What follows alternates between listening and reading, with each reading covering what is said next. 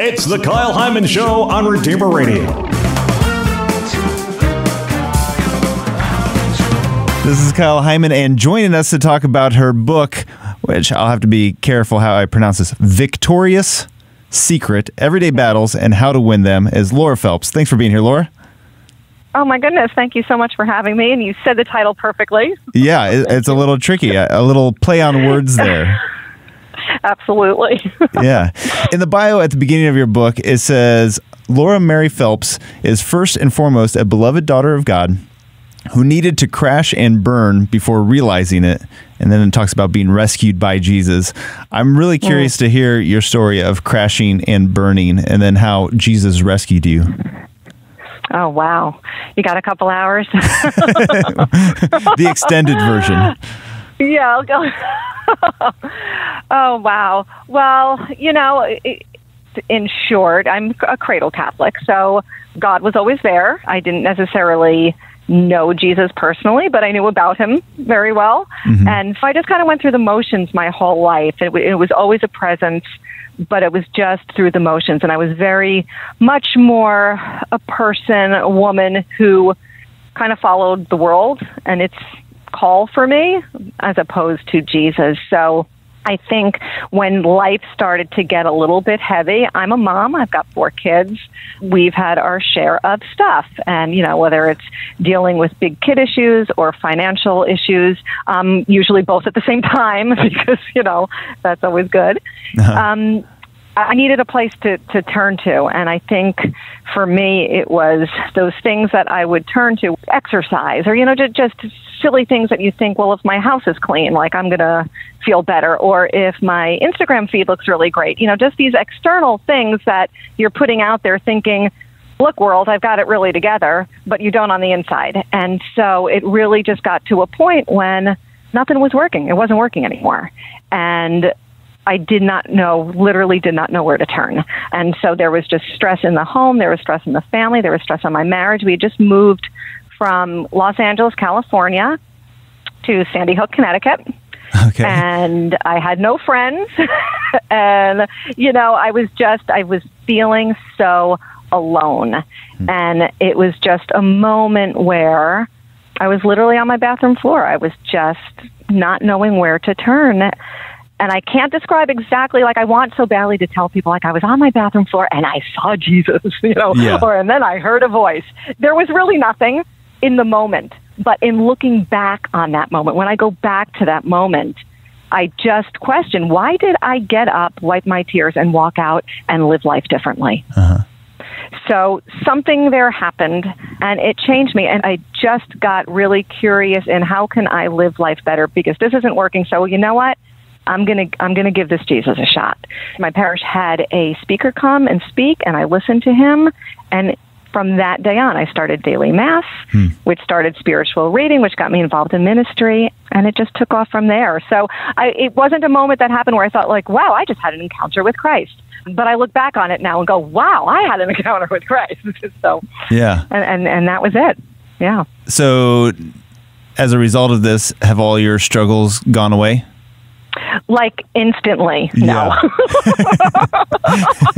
Perfect. It was amazing. I lost 25 pounds and I was blonde and no, they're still there. Dare I say, with the launch of the book, there's even more. But how I look at them now is where I used to look at problems or tragedies or a crisis or a hardship or an argument as problems in my life. I see them very clearly now as opportunities to cling closer to Christ, just to cling more to the cross.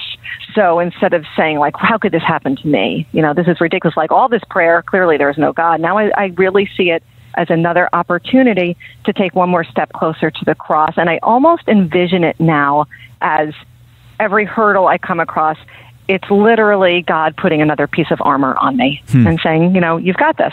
You're a little bit stronger now. You're a little bit stronger. And that, even just the visual of putting on the armor, is really empowering. It's really helpful for me. It works for me just to get through that hurdle and say, you know what? I know I could do this because remember last year, I didn't think I could do that. And I did. So, I think of it as just one more piece of armor. It's not another thing that's going to knock me down forever. And if it knocks me down a little, that's okay, because I know now that I can get back up. Not by my own strength, but by his. If I keep my focus and if I keep my gaze on him, I will get through this next step. We're talking with Laura Mary Phelps. The book is Victorious Secret: Everyday Battles and How to Win Them. And whenever you talk about everyday battles, can you explain some of these everyday battles that women are struggling with today? Absolutely. Well, when I started writing this book, I had to think like, okay, so the everyday battle, what exactly is that? Because I think a lot of women are walking through their days kind of unaware that there even is a battle. They could be real simple things that we're not even aware of. So that's kind of what I was focusing in on. And one of the great pieces I got of advice that I had gotten, just look at the magazines women are reading today and look at the questions they're asking, and then you go ahead and answer them better. And that was just great advice for me. So that's what I did. I got all these women's magazines, and I just poured through them, and clear as day, the things we're struggling with. We're struggling with our self-esteem. We are struggling with our identity. And that's I think everything really stems from that, because as I've learned in my own journey, if you are not believing and embracing the beautiful truth that as a woman, I'm a beloved daughter of God, period. That is who I am. We really flounder and take some really stupid paths and roads and do some stupid things trying to discover who we are. So I think the identity, the battle of who we are, especially when the world tells us we could be whatever we want. You could do whatever you want. You go, you do whatever makes you happy. That whole thing, it's very confusing. As a woman, and I've got young daughters, it's a very confusing message to be given. So the battle of identity is a huge one. The battle of, just putting your trust in God, like trusting his plan. The battle of what is my purpose. We've become a society of just numbing out because we don't know what our purpose is. And it's just a whole lot easier to, watch 40 hours of Netflix than to sit in that quiet for a while and figure out, what is my call? What is my purpose? Finding rest in the mess. That's one of my favorite chapters of, I think we tend to believe that I'll be happy when this is all finished. We'll be good. We'll be able to rest when we're done with this problem. But I realize the problems sort of never end. Like if you've got a pulse and a beating heart, chances are you're going to face some sort of issue that's like waiting for you around the corner. So how do we find that happiness in the circumstance? How do we find that light when life feels really dark? I do believe we can have both. And I think that's also a real battle for us. We think, well, I'm not going to make it. I'm not going to be happy until this is resolved. And the problem is sometimes it's not resolved. There are some issues that women, that families, that people face that are ongoing. So how do we find that rest, that real rest at the foot of the cross? At the foot of the cross, how do we find that? So that's another battle. So there's 15 chapters, and they all touch on, I think, very basic things that we all struggle with, but that we might not really look at and think that is a battle. That's a spiritual battle going on. And it is. Well, and that's kind of what I was wondering, because some of these things that you describe, you talk about these universal struggles that we might all be able to recognize in ourselves, but some of them we might not even realize it's an issue that we need to address or that we can address. So how much of these do you think are almost kind of getting to your title of it being a secret battle, maybe even, that we don't even realize we need to look at? Right. Yeah. Well, nobody loves to talk about the devil, right? Like, that's not like, you're not going to go to a cocktail party and so the devil, it's not an icebreaker. Yeah. But nor do I think we need to give him too much attention. However, if we are not at least aware of the presence here on earth of the evil that really, bottom line, wants to keep us apart from Christ. And he is so subtle, and he has more, if we had his patience, he is so patient, he will work on us, and we will have no idea. So if it's just subtle things like, say, in your marriage, and I have a chapter, the What's in It for Me battle, and it's something that I personally struggled with. When things aren't going well in a relationship and you start to look at the other person and think, well, well, what are you doing for me? Like, how am I winning in this situation? Like, what's good for me? That's a really dangerous place to be in. And that's like, once you start having those little thoughts, the more you think them, the more you believe them, right? So I always say, like, whatever you feed grows. So if you're just going to continue to feed those thoughts and by paying attention to them, you can start to live them out. So rather than look at my husband and say, well, our marriage was a sacrament. I love you because not it's a feeling, but because I choose to love you. I promise to choose to love you. Mm-hmm. Then everything I do for you is because we are a sacrament. Our marriage is a sacrament, and because of my love for the Lord. It takes the focus off of yourself, right? And I think we tend to become very selfish very easily. And I think the devil does love that, because if we're only thinking about ourselves, we're not really Christ-like, are we? So I think those are the subtle ways. And it's always with a thought, which then kind of leads to an action. And I think those are the things we need to be careful about. Is this a path that the Lord would want me to take? Sometimes not so much, but we don't realize it till we're halfway through. And then what? Now I'm stuck. Where do I go from here? So I think it's just important not to give him too much credit or acknowledgement, but absolutely to be aware that there is a spiritual warfare going on, and he just wants us apart from Christ. So as soon as we start having thoughts that aren't focused on him and how we can live life for him and how we can be his instrument, we become very self-absorbed. And when that focus just turns to ourselves, it can get a little bit ugly.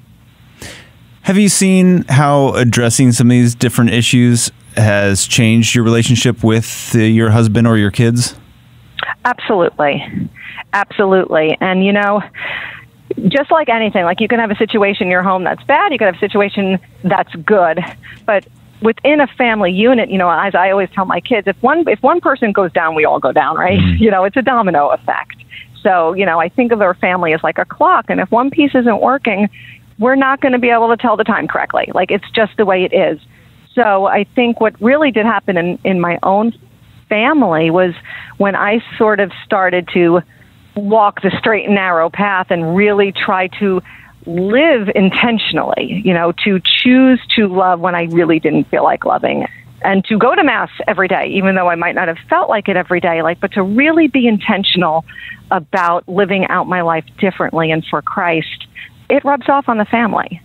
I could see the change in my husband, because I can lecture everybody all I want and speak about it, but when somebody sees you living it and goes like, oh, wait a minute, she seems a little bit happier and nothing's changed.